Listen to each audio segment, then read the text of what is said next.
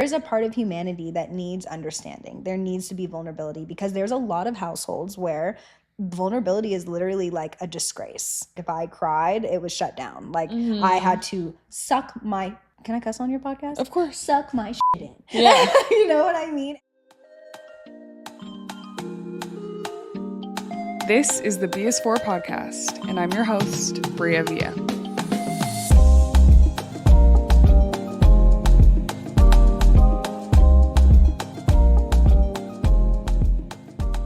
Hey y'all, welcome back to another episode of the BS4 podcast. I'm your host, Bria Villa, and we have back on the couch the one, the only, Brittney Hope. Hi. We have already chatted before. If you tuned into our previous episode, we talked about female embodiment, all the beautiful work that Brittney does. She is a healer. She helps women find their feminine energy, heal the things within them, understand their bodies. She's been doing this work for 4 years now. She runs a business called Beaming by Britt, and you're actually able to work with her. So if you want to work with a healer, if you want to work on really embodying your true self and really becoming the best version of yourself as a woman, she's the right person to go to. So I'm excited to have you back on the couch. Welcome. Hello. And we're going to talk about a topic that I think initially, and sometimes still does,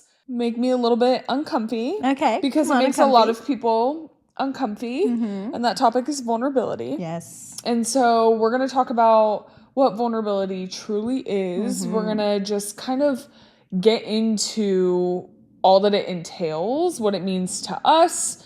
So today the B is for, what do we say it was B is for bridging. Yes, the B Creating is for bridging. Creating a bridge for the gap, because vulnerability, it starts over here. Mm-hmm. And then in order to be vulnerable, there's a certain level of confidence that comes with that. So I think what we're really trying to talk about is bridging that gap so it feels a little bit more comfortable, so it's not uncomfortable. For sure. Period.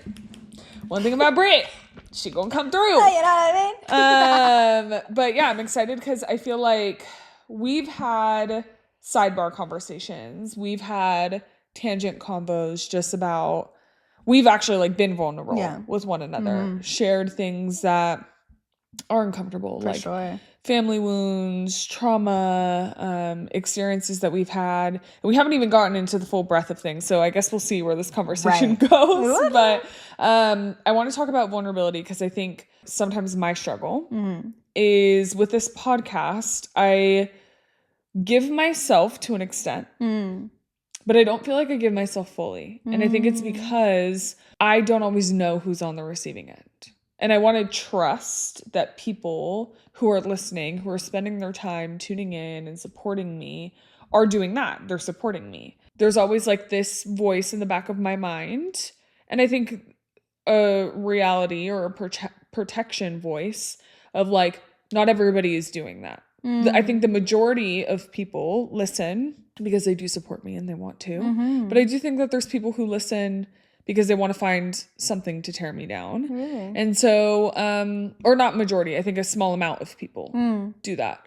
And I think that's natural. Like, sure. I think that there's always going to be that in life. And so I've had people literally DM me and be like, I want you to go deeper about yourself. Or I want you to like share more about who you are or talk about your experiences more. And there's just certain things that I'm like not quite there yet on a vulnerability aspect. Yeah, and it could also have a lot to do with where you're at within your healing journey, right? For sure. Because if there's things that you have to still work through or like acknowledge within yourself, it will be hard to be vulnerable, especially with people, you know? So when you sit with things more, that's when you unlock things for yourself. That's a big part of vulnerability, is getting comfortable in your solitude with it. Because like what we were talking about in the last episode, it's like there's a difference between self-love and self-care. A big part of self-love, especially within vulnerability, is feeling like that discomfort and like just sitting with it. Because self-love can be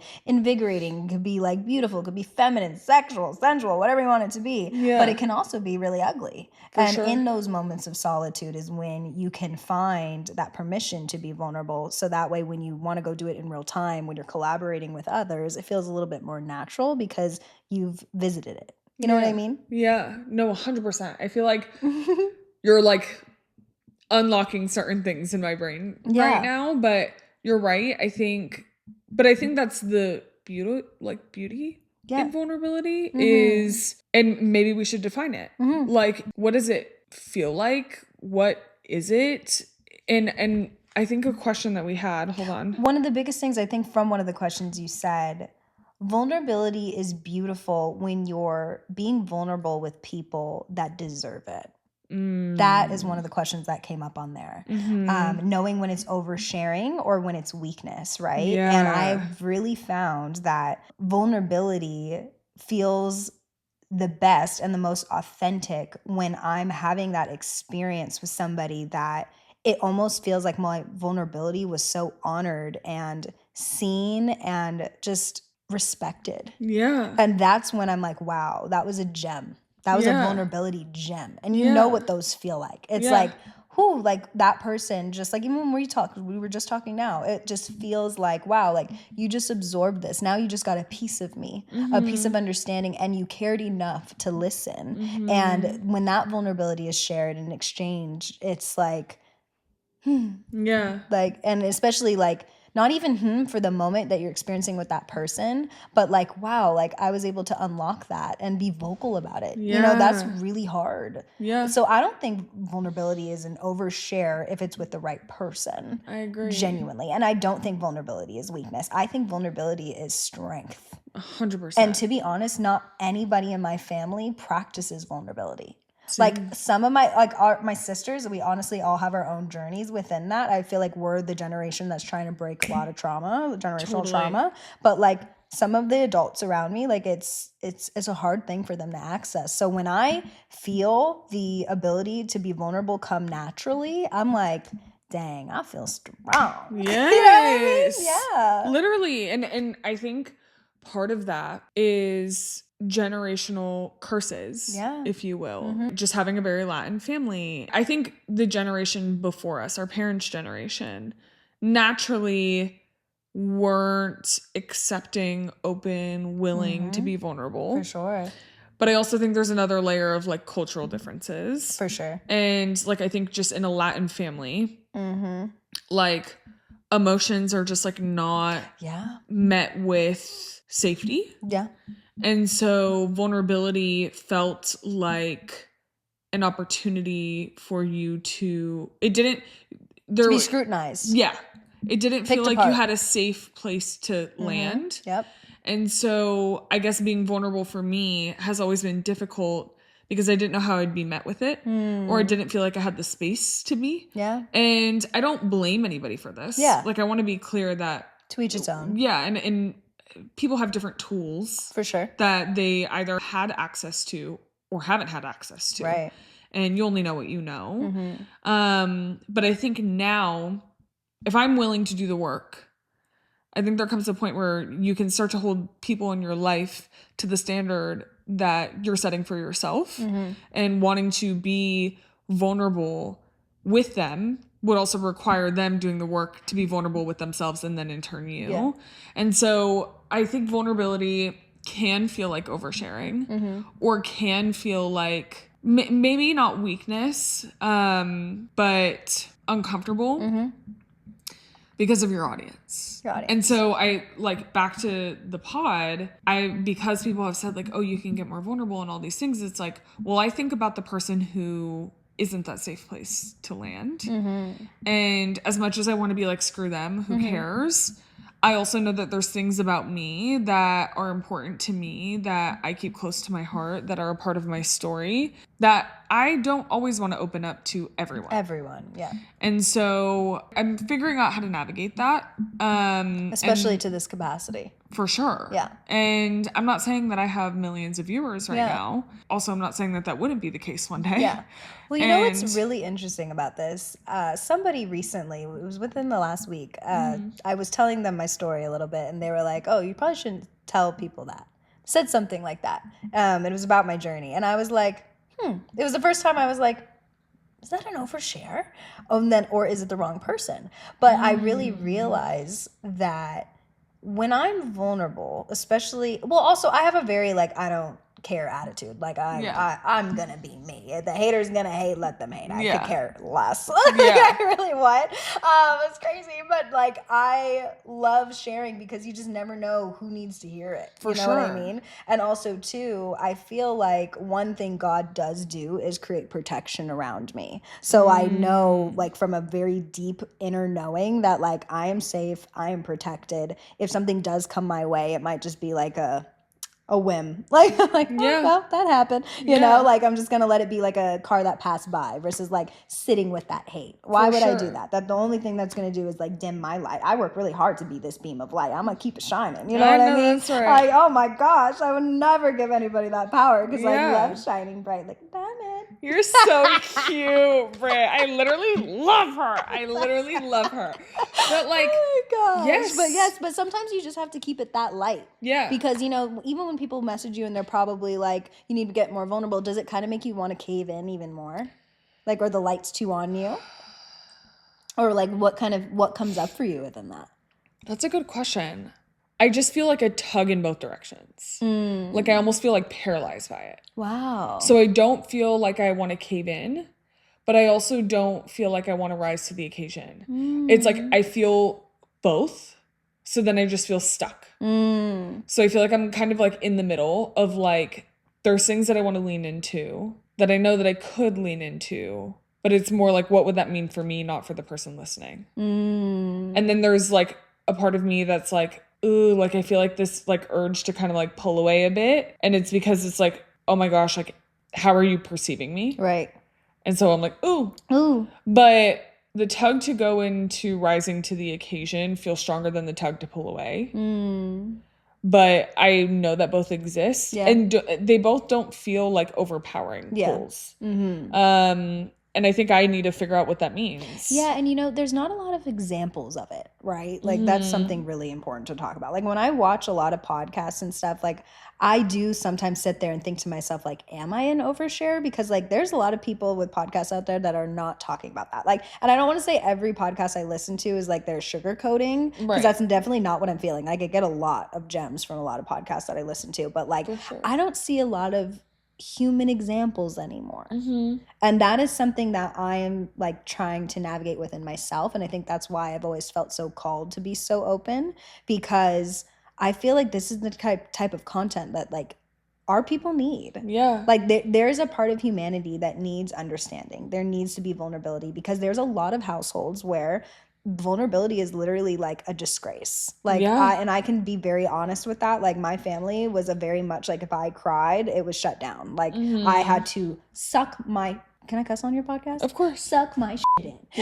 You know what I mean? And it was debilitating to my spirit. And that was one of the biggest reasons I struggled so hard with vulnerability. And that's when vulnerability felt like weakness, because I could not say that shit with my chest because I was so choked up. I had so many things. Like I felt like somebody choked me my whole life because I couldn't get my story out, and it was frustrating. I was like, I was never really this well-spoken, but shout out to my grandpa. He's the reason that I talk the way that I do. Go, grandpa.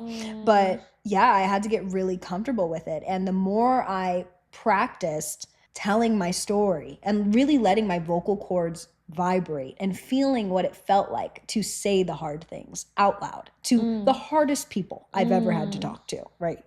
It really shaped like being more comfortable with it and understanding like the duality of like, okay, this person not supposed to share that with. Got it. But like, I'm still happy I did it. I'm happy I got to feel that discomfort, because now I know what that feels like. So now when I share with the right person and it hits so good and it comes out so good and I was able to release that and like feel it for myself. I'm a big feeler. If I can feel one of my energy centers activated, it's the best feeling. I'm like, oh, I'm locked. Level. You're so cute. I'm like, holy moly. Oh my gosh. Holy moly is crazy. Holy moly. Yes. God. You're so cute though. I know, but it's true. It's like, I love that that excites you, because I think I was sitting here listening to I you. just love life shit, really. No, for real. I love it. I mean, it yes. makes life so meaningful. Yes. No, it does. And I'm sitting here listening to you, and then I'm asking myself this question, and then I'm asking you this question. And I'm like, okay. The moments where we're like, that's not the person I should have shared that with. In reality, if our truth is our truth, shouldn't we be able to share it with whoever and not care what they think? Yes. But that's where insecurities come into play. Yeah. You know? So it's like insecurities and intuition. Like, you know, like when I say, especially now, because I don't really put myself around people that can genuinely make me like uncomfortable. You know what I mean? Fair. Or like that I care what they think, right?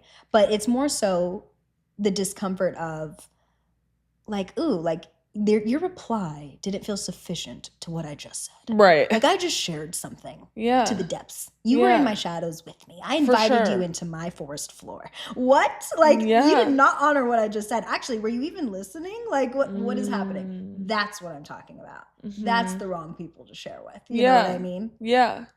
But it's like, I think where my brain is going with this, those are the wrong people to share with. But it doesn't mean that it was the wrong thing to say. Right. Yes. Yes. Say that again. They're the wrong people to share with, but it doesn't mean that it was the wrong thing to say. Yes. And that is where I struggle, is knowing that there's always going to be an audience that's wrong for my vulnerability. Right. But there is never anything wrong with my vulnerability. Right. And I don't know why I just had this revelation sitting here saying this. Yeah. But like, that is what's real for me. That's the pull. That's the pull that I feel of like, what I'm saying is not wrong if it's my truth. What I'm saying is not wrong if it's honest. I do believe that like there's ways to say things. For sure. I think that there's understanding your audience and how you share them. Right. I don't want to feel like I have to withhold truth. Right. Or withhold who I am for a certain audience. Yeah, and I find myself as I get older and as I embrace life more, I'm more reluctant because it goes against how I live my life. Like, it is my truth. Why am I keeping it inside? Yeah. Like, it's like it mind boggles me. Yeah. Like, I'm like, why? Yeah. Yeah. Do you feel like in your work, how do I want to phrase this? I'm sure you can see the wheels turning in my mind right now. One thing about Britt, she's a seer. Oh, yeah. So, like, the last episode that we filmed, there was a comment that she made that I didn't realize I had a reaction to. And I clocked it quick. And she clocked it quick. And I was talking. And she was talking. She's a seer, for sure. And as the episode ended, afterwards, she was like, that thing that I said, what is that about? And I was like, well, what do you mean? Like, what did you see? And she was like, you just had like a reaction to what I said. And I was like, well, yeah, there's something there for sure. But anyways, I just like love people who see you, and I love that. And it goes back to what we're talking about as far as like knowing what it feels like to be vulnerable and it to be respected, honored, and appreciated, because it's like, wow, like you're actually helping me understand more about myself in real time just because you made the time to see me and be an active listener. Yeah. That's a big thing now in society. We don't have a lot of active listeners. And I've even had to practice this myself. My healing sessions, honestly, have really helped me. Like when somebody says something, I just want to be like, because like I think that's a little bit of my ADHD, not diagnosed, but like perhaps. Yeah. I don't know. But like, yeah, I'm always like, I'm like, oh, sorry. I'm like, I'm not entrapped. But I get excited because I'm like, oh my God, I relate. You're mirroring me, you know? Yeah. But I literally have to practice myself to like, listen. Yeah. Listen, because I deeply care. And it's hard to find humans on this earth plane that care. Totally. Like genuinely. And this just triggered where my brain was going. Because I'm listening to you, I actually think that we spend a lot of time talking about how hard vulnerability is. But something that you just reminded me of, that this is where my thought was going, follow me with my ADHD, diagnosed, but she's wild up here. It's on my to-do list. Is people are so scared of vulnerability. Yeah. But I also want to talk about like the beautiful outcomes of vulnerability. Like we talk about how hard it is. Yeah. and how difficult it is. But on the other side. And I think a lot of people spend a lot of time there. They're like, Yeah. oh my God, being vulnerable is so hard. Being vulnerable is so scary. Yeah. Being vulnerable is just the wrong audience and all these things that we just spent this whole first half of the conversation talking about. But I want to talk about like how good it feels once you are vulnerable. Yes. How good it feels to walk in your truth. How good it feels to understand yourself to that capacity. Like, especially with you and all the work that you do, you help women be comfortable in their vulnerability. Yeah. You help women become more vulnerable. And be joyous and just embrace life to the fullest. It's exhilarating, genuinely. Like I love it. It's the funnest thing. It's shining bright. Literally. But like, literally. Like in the last episode we were talking about being in like your shadows and being in darkness. When you're standing in abundant light, it could be your good days, right? Because obviously you can't stand in the abundant light all the time. You'd get a sunburn. For sure. Literally. You gotta go in the shadows sometimes, you can't stand there forever. For sure. But when you're standing in that abundant light, it feels beautiful. Like even if you were to take yourself into like a visualization right now of like standing in warm sunlight, it feels like a nice hug. It's like, it just feels beautiful. It's radiant. It's freeing. And vulnerability feels that way because it's coming from like the depths of you, of like who you are, and you're strong enough to share that with other individuals and like let them feel what it's like to just tip your like light a little bit onto them and then shine together. Like that's the dope thing about vulnerability too. Being vulnerable, honestly, I think I've learned the most about vulnerability from my friends. Like just like all my girlfriends, like they're just such stars. I love them so much. And they've shown me so much about vulnerability because we ebb and flow together and we do life together, like just something as simple as like somebody calling me and like just knowing that they can cry on the other end of the phone or they're going to be there if it's like a time of need. It's like those moments when I'm vulnerable with those people and those individuals have shown me the difference. For sure. And it like, it's just so good. Sometimes it's heavy, but then sometimes it's like, I love this for us. Yeah, literally. For sure. Let's talk about what that feels like, because I want people to be able to recognize it. I feel like something that honestly is an epidemic right now is loneliness. Yeah. We are the most connected we've ever been, but the most disconnected we've ever been. Sure. And I was saying this earlier to you when we went to breakfast, is because we have social media, because we have screens, we feel so connected to all these people, but we feel connected to very fragmented aspects of them. For sure. Very connected to like the very small things that they decide to share. And it causes for us to feel even more disconnected, oddly, because you're seeing and you have access to so many different people, their lives, their stories, the pieces, the components, the highlights of who they are and their current reality and whatever that is, but you're not actually seeing the depths, the actuality of their life. And so it's easy for comparison. It's easy to feel like, oh my gosh, this person just lives like the most fabulous, incredible life. I'm sure people even see my social media and they're like, oh my God, she like lives a great life. They probably saw us in Bali and they were like, oh my gosh. With mine. And it's like, well, what you don't know is Britt and I literally spent an hour today talking about the depression that we went into following family Bali. Wounds and all family the wounds things. And all the things that we've dealt with. And so I want people to realize that vulnerability, because people are so lonely, because people feel so isolated, vulnerability can feel even harder. Yeah. But when you are vulnerable, when you have someone to share vulnerability with, it feels even better because of how fractured society is right now. I have come to realize that like vulnerability is not always, to your point, deep. Yeah. Sometimes it's as simple as like sharing a small little embarrassing thing about yourself that happened that day and like laughing it off with a friend. Yeah. It's about embracing who you are. For sure. And I feel like vulnerability is the ability to show up authentically with the people that you were with and feel supported in that. You know what's so interesting though about that? I feel like what you're trying to say here, vulnerability for it to be joyous, for it to feel lighthearted, for it not to be that deep, comes with a certain level of confidence. And if we go back to the word bridging, vulnerability is here, confidence is there. So in order for it to not feel like it's in your shadows, you have to be a pretty confident person. So that's why creating that bridge from like confidence, which I would say is light. Whereas vulnerability, I would say, is sometimes predominantly darkness, right? And I was telling Bria this earlier. It's like 95% of you is subconscious. 5% is unconscious. And you can learn a lot about that in the book, Breaking the Habit of Being Yourself by Joe Dispenza. Have you read that? Oh my gosh, add that one to the list. Yeah. Crazy. Like that one will mind blow you. I've watched a lot of his stuff, but I haven't read. Oh my goodness. That one, it like magnificent. It's a great read. Honestly, it's becoming one of my favorites. A little bit more than the Four Agreements. Four Agreements has had first place forever, but that book, oh my gosh, like bridging the gap. He even talks about the gap. And it's interesting, but vulnerability also is accessed when you think of a bridge, right? You have one piece over here, and then you have the bridge, and then you have the other side. In the middle is that connection, right? Like, you know, when you're walking on a bridge and like you're kind of just looking out and you're like, you're taking a moment to like sightsee. That's being in the present moment. To access vulnerability and to be confident, you have to be present. You have to do both.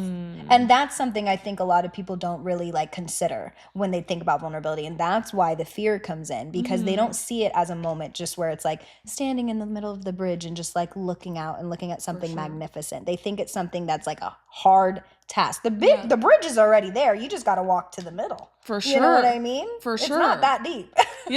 No, actually. And that's making me think about everything is tied together, because in order to be vulnerable, you have to be confident. Yeah. But in order to be confident, you have to have accepted aspects about yourself and trust yourself. Yeah.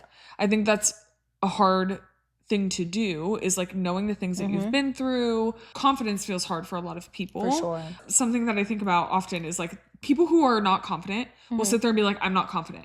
Why did you say that with so much confidence? Right? Why did you say that with so much confidence? Yes, like so it's much. It's like, no, you are confident confident too. Yeah. You are confident. It's in you. It's in you. You just haven't accepted yourself to that level, or you haven't seen yourself in that light, but it's there. Yeah. The confidence that you need to have is in your own story, is in how it made you feel, is in the truth of your experience, is in the fact that you will get through or have gotten through any hard thing because you've done it. Yeah. You know? And so like when I think about just like sharing more aspects of me and like my story, maybe it's seated in I'm confident in my ability to get through or have confident in the fact that I've gotten through certain parts. But other parts I'm like, I'm not quite there yet. Yeah. You know? Yeah. I want more people to see that not everybody's perfect. And actually, nobody likes perfect. Oh my gosh, we're about to go in a great direction. Yeah. Because I have thoughts. Okay.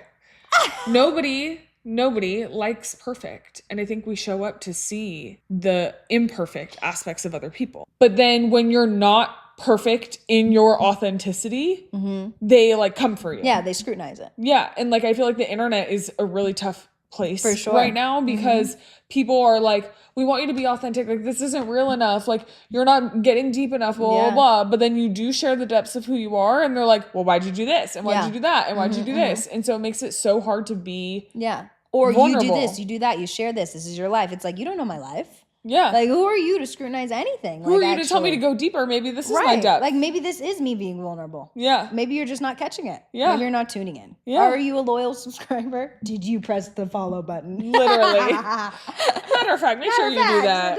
Get down there. Yeah, for sure. You know what I mean? For sure. But, like, I also think it comes into, again, like, parasocial relationships. I think the internet is, like, honestly, I've said this in other episodes, I stand on this. I think the internet's weird. I think it's weird that you can see me and I can see that. Follow me on here and like see aspects of me, but not really know the whole me. Like, yeah. You don't know I've been sitting in a hospital waiting room for the last 3 days and you wouldn't know that. Like, what even like that means to me and like who's all involved. Like, you just don't know. And maybe it's not a matter of you not being vulnerable. Maybe it's a matter of you being reluctant to share the more private things that you move through in your life. Yeah. Well, maybe that's just me not being willing to be publicly vulnerable. Yeah. Like, I think there's like selective vulnerability. You know, and like understanding what feels comfortable to you, you know what I mean? And like sitting in that more and like practicing it with those safe spaces so you can get to know what it feels like to tell your story or the more vulnerable parts of you, so that you can master that delivery. Yeah, that's fair. I think obviously this is something that we have to take our own advice on.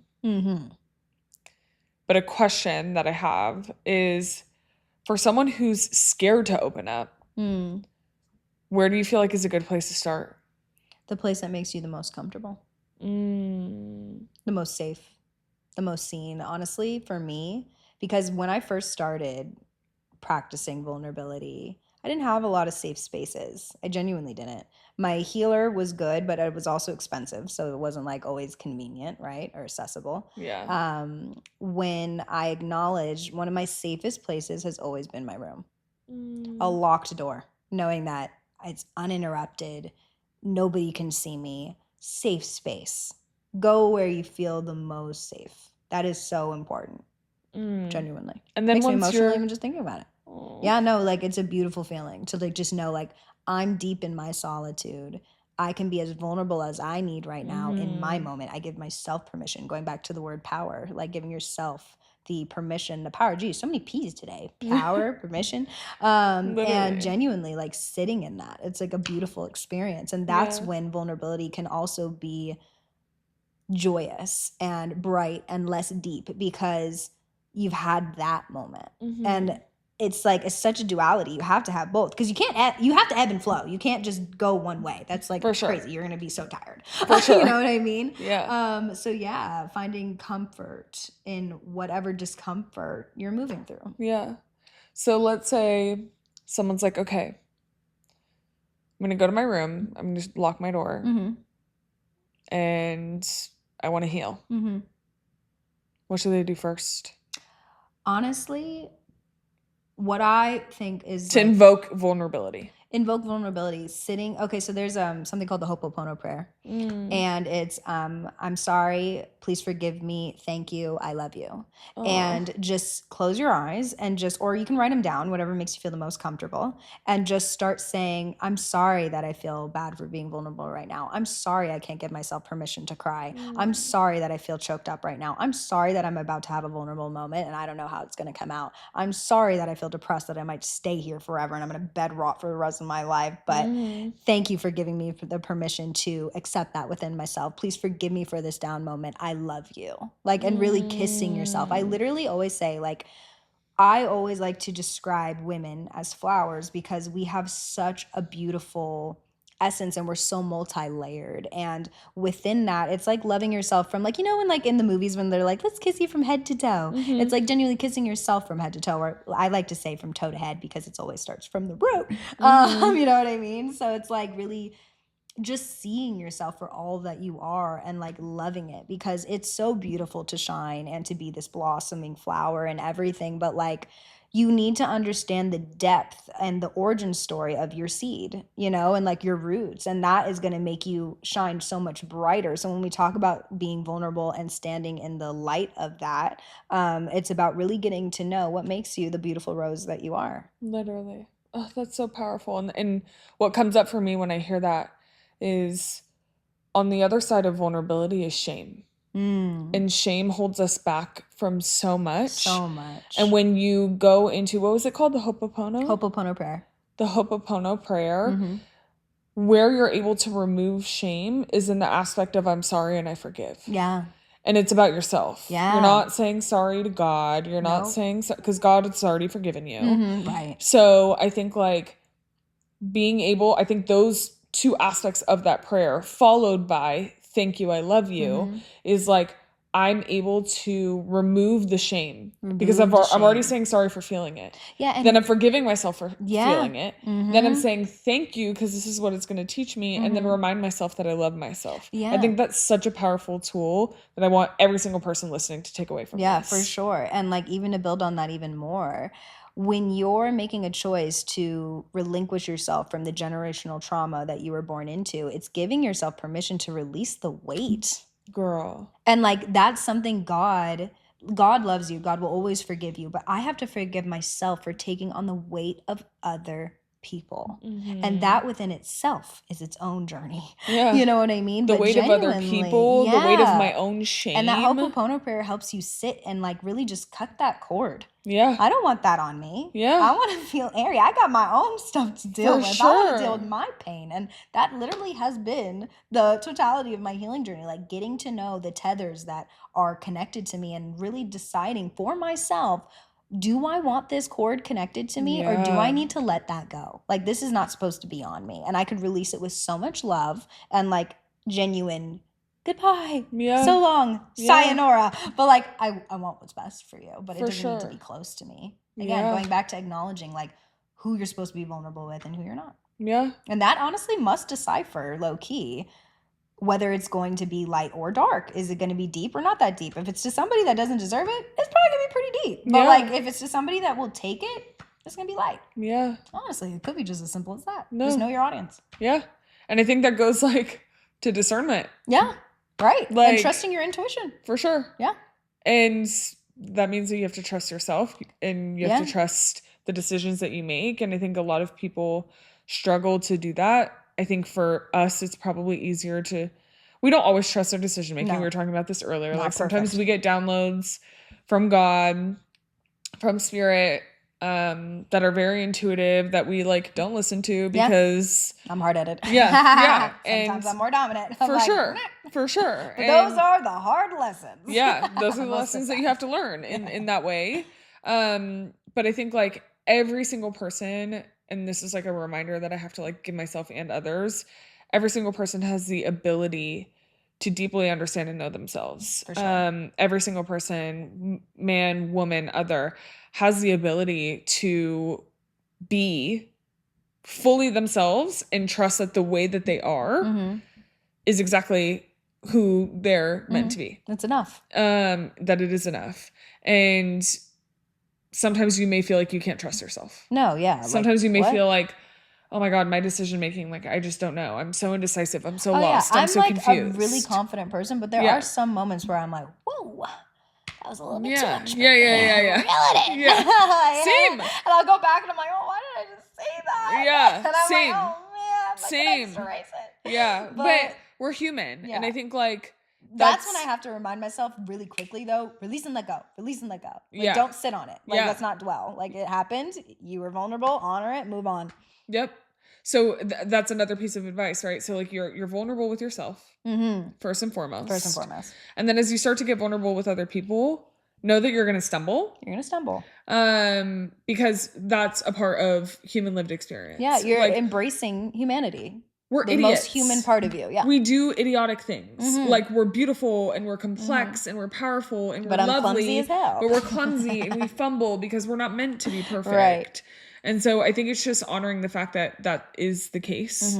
And I think that's a layer of vulnerability, is honoring that like the sides of me that mess up. Yeah. And the sides of me that are embarrassing, or the sides of me that are silly, or the sides of me that stumble are very important sides of me as well. Yeah. And they deserve space too. For sure. So I mean I love this.